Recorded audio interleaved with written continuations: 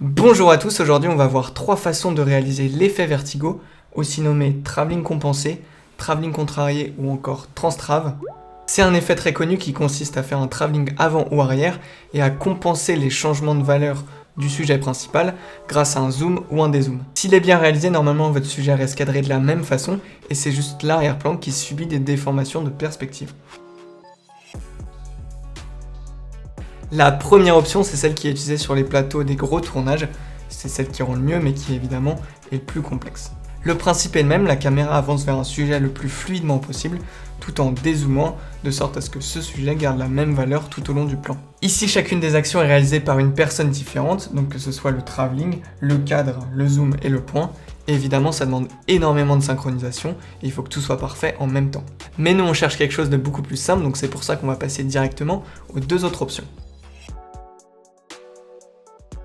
La deuxième solution que je vous propose et qui est celle que j'utilise le plus fréquemment, ça va être de toujours faire votre travelling le plus fluidement possible avec la plus courte focale que vous avez, mais de faire votre zoom ou dézoom au montage. Ça a deux gros avantages. Déjà, vous ne serez pas obligé d'utiliser un objectif zoom, une focale fixe fera l'affaire, et surtout, vous ne serez pas obligé de synchroniser au millimètre votre travelling et votre zoom ou dézoom au tournage, ce qui est clairement l'étape la plus compliquée. Mais là, je sais ce que vous vous dites. Comment est-ce qu'il peut y avoir une déformation normalement due à la compression optique si on ne change pas de focale? Et je vous réponds tout simplement que ces déformations qui nous intéressent ne sont en fait pas dues au changement de focale, mais au changement de distance par rapport au sujet. Mais vous êtes sans doute pas convaincu, donc laissez-moi vous donner un exemple concret.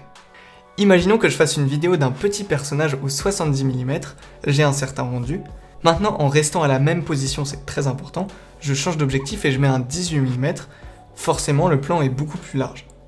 Mais si je zoome numériquement, encore, et voilà, j'obtiens exactement le même cadre, les mêmes déformations et les mêmes perspectives, parce que ma distance par rapport au sujet est restée la même. Vous l'aurez remarqué, par contre, la qualité n'est pas la même, et c'est pour ça que pour réaliser l'effet vertigo avec cette technique, on va devoir régler notre caméra sur une haute résolution, comme de la 4K, pour pouvoir ensuite zoomer au montage sans que la perte de qualité soit visible à l'œil. Bien sûr, le rendu sera un peu différent de la première option, parce que la profondeur de champ ne sera pas la même que si on avait changé de focale, mais l'effet est toujours très efficace. Et ensuite, au montage, vous n'avez plus qu'à jouer avec l'échelle et les points clés pour que votre sujet garde la même valeur tout au long du plan. Petite technique pour ça, dupliquez le rush, faites un arrêt sur image à la valeur qui vous sied le plus, et ensuite diminuez l'opacité et vérifiez que l'échelle est à peu près la même partout. Et enfin, petit bonus, puisque vous zoomez pendant une partie du plan, vous avez donc une réserve avec laquelle vous pouvez jouer pour appliquer d'autres effets, comme une rotation par exemple, ou un tremblement qui s'arrête progressivement.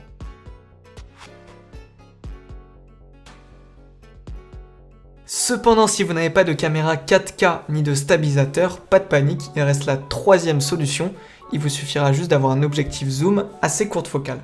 Vous l'avez peut-être vu, l'effet est plus marqué au début des travelling compensés arrière et à la fin des travelling compensés avant. Et ça c'est logique parce que c'est à ces moments-là qu'on est le plus proche du sujet et donc que les déformations de perspective sont les plus rapides. La technique qui suit exploite ça puisqu'il s'agira de ne faire que cette partie du travelling compensé où l'effet est le plus marqué. Ici on va éviter de se déplacer au maximum pour simplifier le mouvement et on va se définir seulement deux positions, une de départ les coudes proches du corps et une d'arrivée bras tendus pour avoir la caméra au plus proche du sujet. À chacune de ces positions, vous aurez une marque pour votre zoom, la plus courte focale possible lorsque vous êtes proche du sujet, et une un peu plus longue qu'il faudra adapter pour pouvoir garder la même valeur de plan à votre seconde position.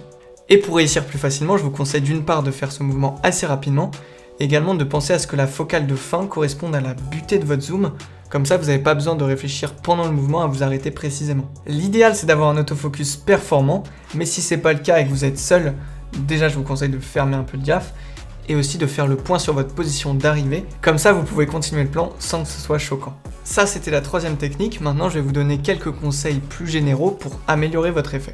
Vous pouvez par exemple tourner dans des endroits assez étroits comme un couloir où les lignes de fuite sont beaucoup plus prononcées et du coup l'effet plus visible. Je vous conseille aussi d'éloigner au maximum le sujet de l'arrière-plan parce que sinon forcément les déformations de l'arrière-plan sont moins visibles et l'effet marche moins. Et enfin si vous le pouvez, essayez de filmer au ralenti pour pouvoir mieux contrôler la vitesse de l'effet et pouvoir être plus linéaire si votre mouvement ne l'était pas de base. Et voilà, c'était tous mes conseils pour réaliser un travelling compensé facilement, peu importe son matériel. Dites-moi si vous avez des questions dans les commentaires et nous on se retrouve bientôt. Salut!